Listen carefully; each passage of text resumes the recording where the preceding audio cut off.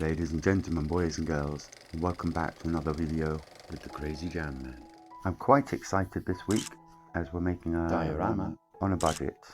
I will take you through the process of building the diorama and then painting it. So please watch the video, like the process and subscribe to the channel. And let's get straight into it. So I started with the scale figure from a set of 5 Afghan civilians by Mini Art. There is a lady standing in her burqa holding a child and what looks to be like a pre-teenaged boy, and another man standing. I like this man sitting.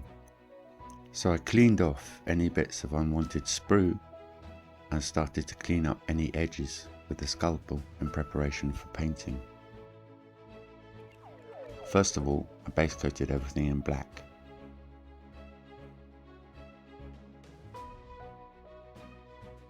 Once everything was well coated in black and dried, I dry brushed with white. This brings out all the highlights and the texture of the figure and gives me a nice base to add the colour.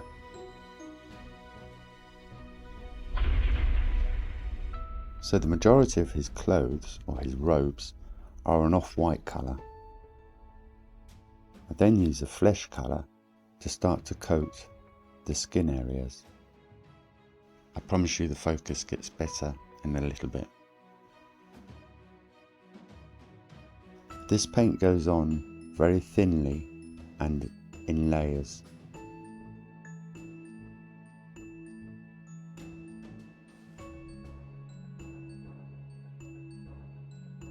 And I thought his waistcoat could look quite good in green.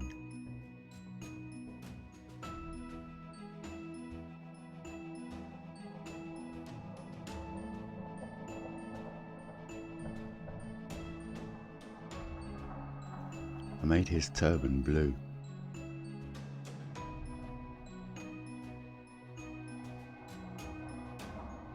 The details on his face, I used a very thin brush and a bit of grey.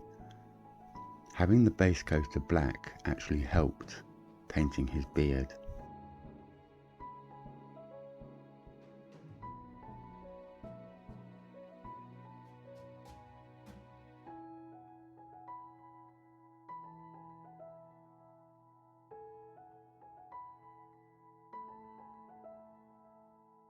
Then I separated the painted parts from the sprue.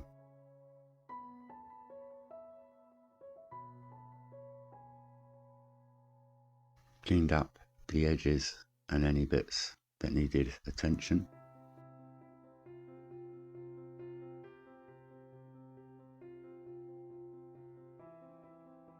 And ready for assembly, where we start with his legs, joining them, and they go onto his mat. Then his torso, waistcoat,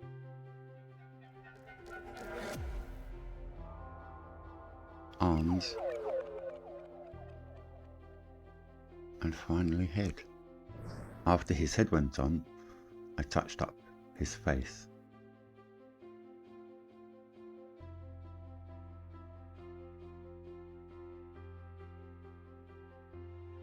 Finally, I went over him with an oil wash.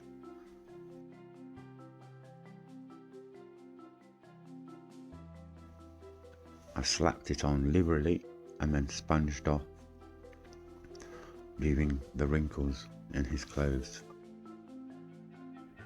As you are still here, please subscribe to the channel.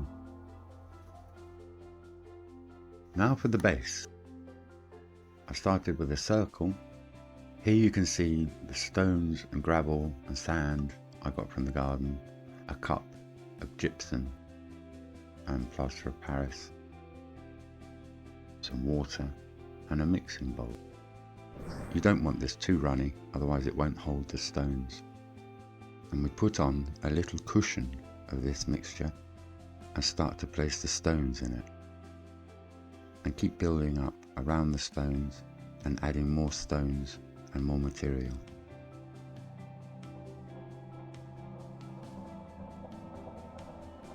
And then some of the gravel from the garden and go around the edges.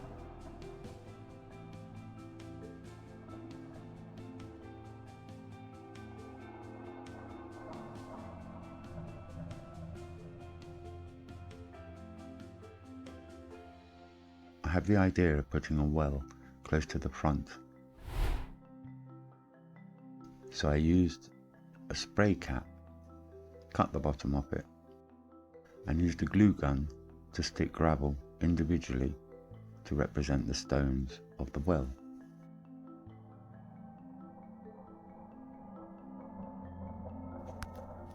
You can always comment on what you'd like to see me make.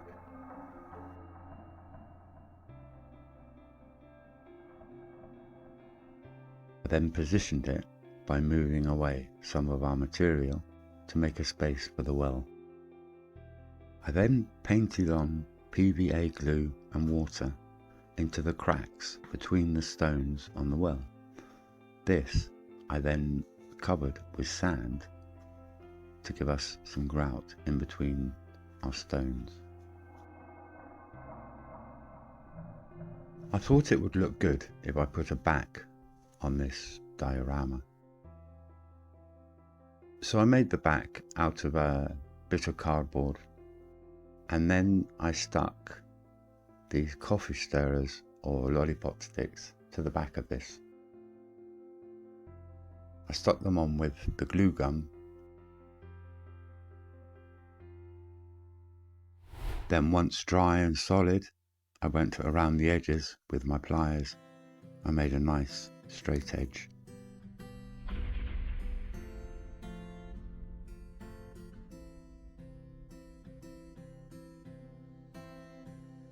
And this went onto the back of our model with the glue gun again.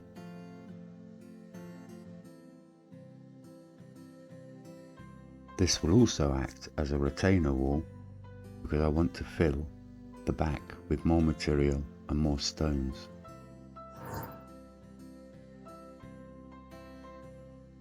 I continue to scape the back, filling in more material and more stones until I had a nicer look. I hope you're enjoying this. Please subscribe to the channel and give me a like. Thank you.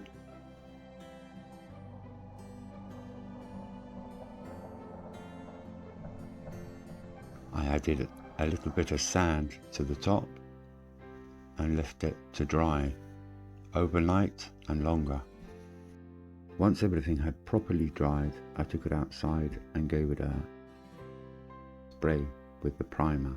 And once that was dried, we fixed down the well with our hot glue, and I started to use my pulp to fill in the crack between the well and the base, and then around the back you can see the corrugated cardboard.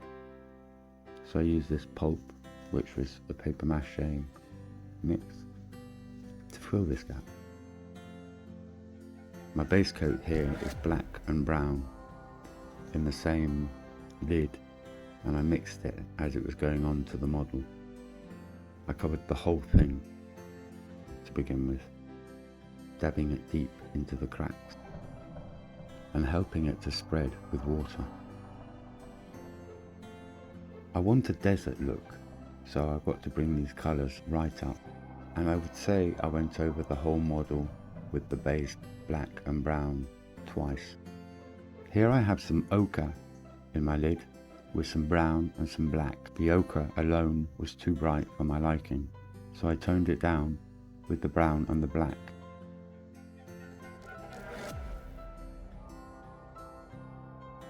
Once it was dried, I went over again with the ochre. Again, going over the whole model, but not so deep into the cracks this time. Now I have some beige on the brush, and we are dry brushing. This will hit all the highlights and raised areas. dry brushing like this, I will add a bit more white to my base colour with every time I go over the model. This gives me different tones.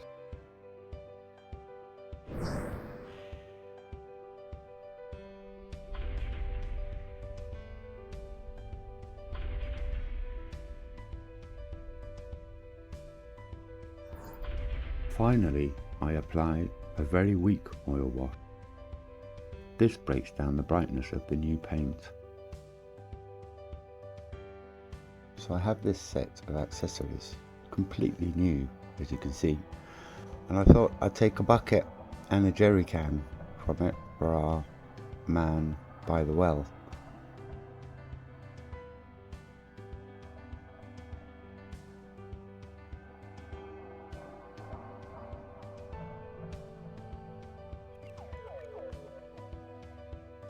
I then made the rope out of 2 bits of cotton glued together. I then painted it and gave it an oil wash.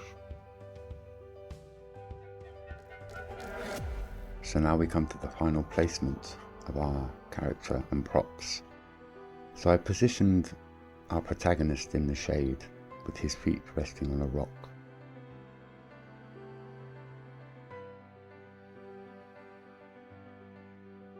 His rusty bucket to his left, and a length of rope to his right in order to reach any water in the well. My question to you is, after his journey, has he found water in the well, or did he find the well dried up? Now let's check out the results. As I said at the beginning, I really enjoyed this build this week. I hope you did too. Please subscribe to the channel to follow my next projects, and of course comment to whether or not the well is dry.